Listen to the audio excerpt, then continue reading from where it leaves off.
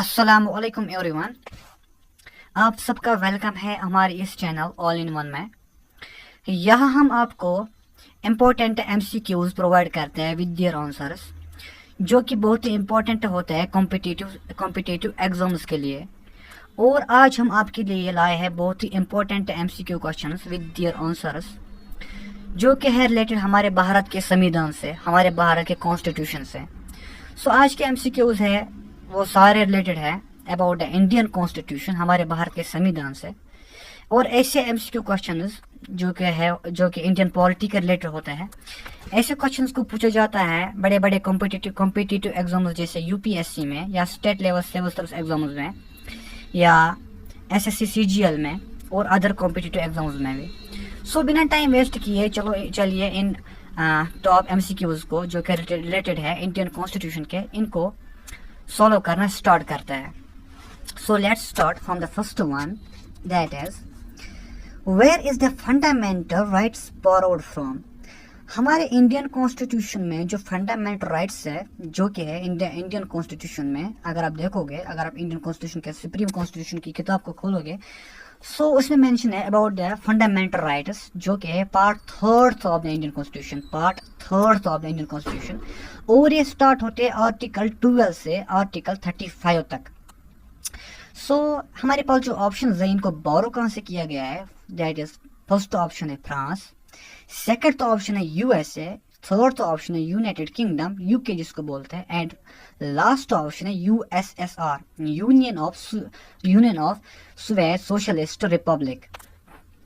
इसका जो सही आंसर है, सही ऑप्शन है, that is the answer B, option B, that is USA. So जो सही आंसर है दैट इज यूएसए, सेकंड वाला, क्योंकि हमारे फंडामेंटल राइट्स को बोरो किया गया है यूएसए के कॉन्स्टिट्यूशन से। अगर आप पढ़ोगे आगे, या अगर आप किसी कॉम्पिटिटिव एग्जाम्स के तैयारी कर रहे होगे, तो आपने पढ़ा होगा बिल ऑफ राइट्स जो है यूएसए के कॉन्स्टिट्यूशन में, बिल ऑफ राइट्स, उससे ये बोरो किया गया है फंडामेंटल राइट्स को फ्रॉम द यूएसए कॉन्स्टिट्यूशन से। So correct option number B है।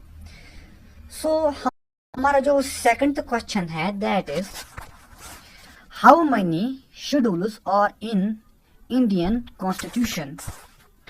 How many schedules are in Indian constitution. हमारा जो भारत का संविधान है, कानून है सिंपल में, उसके अंदर कितने शेड्यूल्स हैं। हमारे पास जो ऑप्शंस है दैट आर, ऑप्शन ए है 10, ऑप्शन बी है 11, ऑप्शन सी है 12, ऑप्शन डी है 14। सो हमारे पास जो ऑप्शन है, इनमें जो करेक्ट ऑप्शन है वो है option number B, option number C, 12। क्योंकि अगर आप हमारे भारत का जो कॉन्स्टिट्यूशन है, ये वाला है ऑप्शन नंबर सी, 12। अगर आप देखोगे, आप पढ़ोगे उसमें कि हमारा जो भारत का संविधान है, कॉन्स्टिट्यूशन है, उसमें जो शेड्यूल्स की तादाद है, टोटल नंबर्स, वो 12 है। ये आपको इंडियन पॉलिटी में भी पढ़ने को मिलेगा, specially in the class 11th और 12th, या अगर आप कॉलेज में पढ़ रहे हो तो आपको सेकंड सेमेस्टर में भी ये पढ़ने को मिलेगा। So option number C is correct, 12। अब जो हमारा तीसरा क्वेश्चन है वो है who is the father of Indian constitution. हमारा जो भारत का संविधान है, कानून है, उसका फादर, बानी जिसको बोलते हैं, किसको कहा जाता है। बहुत इजी क्वेश्चन है। ऑप्शन ए है महात्मा गांधी, बी है डॉक्टर बी आर अम्बेडकर, सी है डॉक्टर राजेंद्र प्रसाद, डी है जवाहरलाल नेहरू। इसका तो जो आंसर है वो है option number B, doctor B R Ambedkar. Doctor B R Ambedkar को ही हम बोलते हैं father of the Indian constitution, ये वाला बी वाला। सो ऑप्शन नंबर बी जो है दैट इज द करेक्ट, क्योंकि डॉक्टर बी आर अम्बेडकर को ही इंडियन कॉन्स्टिट्यूशन का फादर कहा जाता है, क्योंकि स्टार्टिंग में ड्राफ्टिंग कम्युनिटी के जो चेयरमैन थे वो यही थे, B R Ambedkar. So option B is the correct. हमारा जो नेक्स्ट क्वेश्चन है दैट इज कि फंडामेंटल ड्यूटीज को बोरो कहाँ से किया गया है, किस कंट्री से किया गया है। Fundamental duties is borrowed from which country.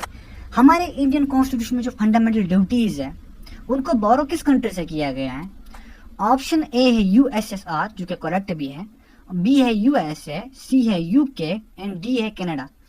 इनको जो बोरो किया गया है फंडामेंटल ड्यूटीज से, वो है option A USSR, union of Soviet socialist republic. So इसी से हमारे फंडामेंटल ड्यूटीज को बोरो किया गया है। प्रेजेंट में तो यूएसएसआर है नहीं, वो तो कब का टूट गया। So option A is correct. हमारा जो नेक्स्ट क्वेश्चन है that is article 51A is related to, हमारे भारत के कॉन्स्टिट्यूशन का जो आर्टिकल 50A है ना, जो आप अगर आप सुप्रीम कॉन्स्टिट्यूशन पढ़ोगे हमारे भारत का आर्टिकल 50A, वो किसके रिलेटेड है? इसका जो करेक्ट ऑप्शन है वो तो मैं यहीं से बोलूंगा आपको, फंडामेंटल ड्यूटीज के। सो इसके जो ऑप्शन है वह fundamental rights, directive principles of state policies, fundamental duties, जो कि करेक्ट है सिटीजनशिप। सो आर्टिकल 51A जो है ये रिलेटेड है option number C, fundamental duties. So fundamental duties और the correct option option number C, ये वाला। ओके अब जो नेक्स्ट क्वेश्चन है वो है which article of the Indian constitution said about the abolition, ABOLITION। Abolition का मतलब होता है एलिमिनेशन, खत्म करना, खात्मा, इरेडिकेशन जिसको बोलते हैं, ऑफ अनटचेबिलिटी। इंडियन कॉन्स्टिट्यूशन में कौन सा ऐसा आर्टिकल है जो अनटचेबिलिटी को खत्म करता है? ठीक है, अब जो ऑप्शन है वो है पहला ऑप्शन आर्टिकल 17, ये भी फंडामेंटल राइट्स में आता है। आर्टिकल 18 ये भी फंडामेंटल राइट्स में आता है। आर्टिकल 19 ये भी फंडामेंटल राइट्स आता है। आर्टिकल 20 चारों ये फंडामेंटल राइट्स में आते हैं। लेकिन फंडामेंटल राइट्स में से ऐसा कौन सा आर्टिकल है जो अनटचेबिलिटी को खत्म करता है? वो है article 17। Article 17 is the correct option answer and correct option ये है ऑप्शन ए वाला, आर्टिकल 17 ये वाला। So that is the correct one. Okay so next question है under which article right constitutional remedies comes. जो कॉन्स्टिट्यूशनल रेमिडीज है ना, constitutional remedies क्या होता है एक्चुअल में, इसको soul of the Indian constitution भी बोलते हैं। रेमिडीज का मतलब होता है कि अगर किसी इंसान के, किसी इंडिविजुअल के, किसी सिटीजन का जो फंडामेंटल राइट्स होते हैं अगर उनको वायोलेट किया जाता है ना गवर्नमेंट अथॉरिटीज के थ्रू, तो वो बंदा क्या कर सकता है, वो अपने फंडामेंटल राइट्स को प्रोटेक्शन करने के लिए, उनको बचाने के लिए ना अपील कर सकता है, मूव कर सकता है टू सुप्रीम कोर्ट या टू हाई कोर्ट। सो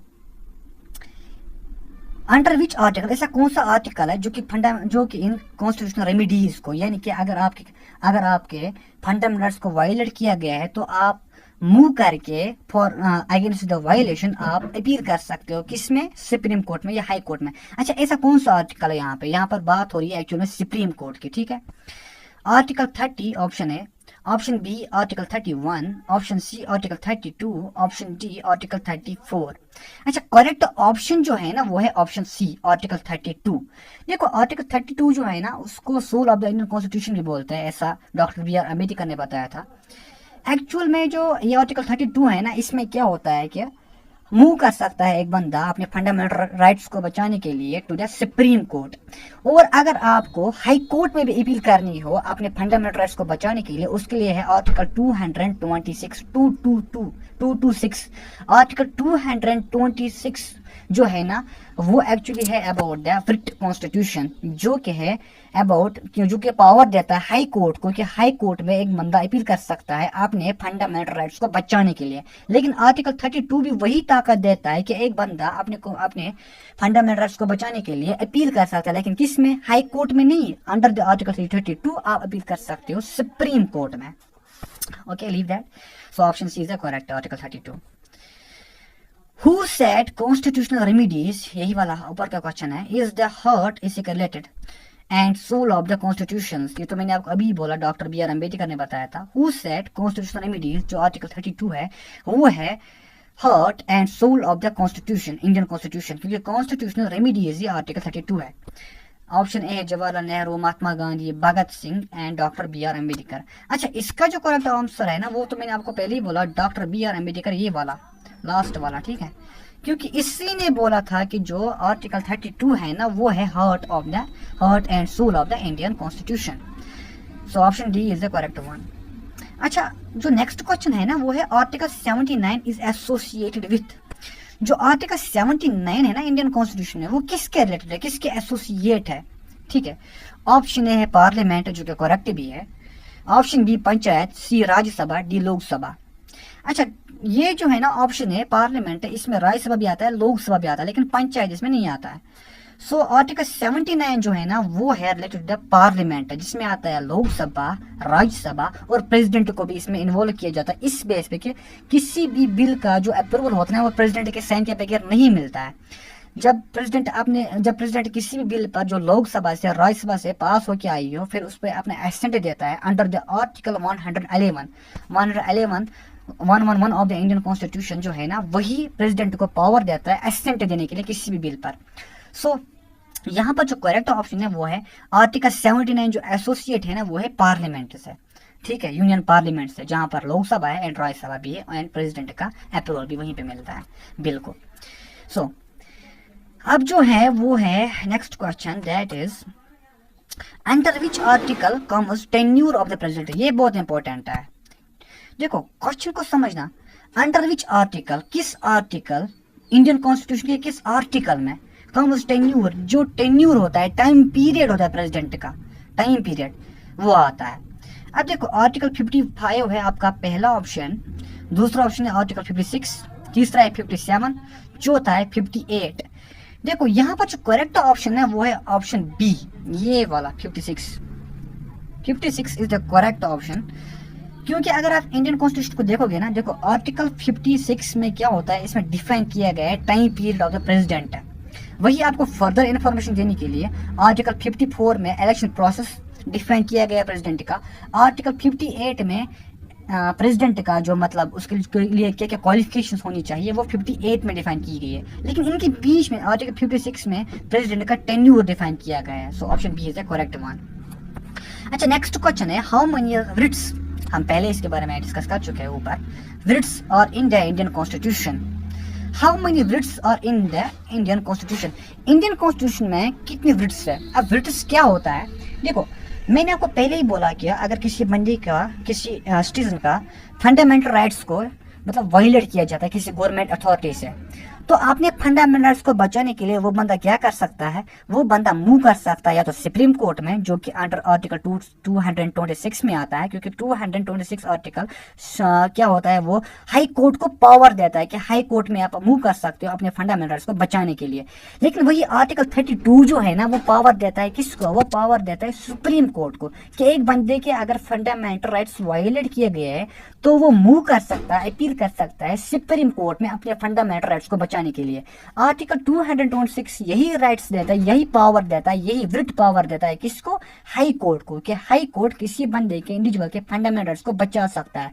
और आर्टिकल 32 यही पावर देता है किसको, यही वृत देता है किसको, वो देता है सुप्रीम कोर्ट को, आर्टिकल 32, कि सुप्रीम कोर्ट किसी भी सिटीजन ऑफ इंडिया के फंडामेंटल राइट्स को प्रोटेक्ट कर सकता है, बचा सकता है। अब कुल में कितने वृत्स हैं, option A is 5, option B is 6, option C is 8, option D is 12। लेकिन जो कुल वृत्स की तादाद है ना, जो इनका जो मतलब नंबर्स ना, तादाद जो है ना, तादाद वो है पहला ऑप्शन है 5।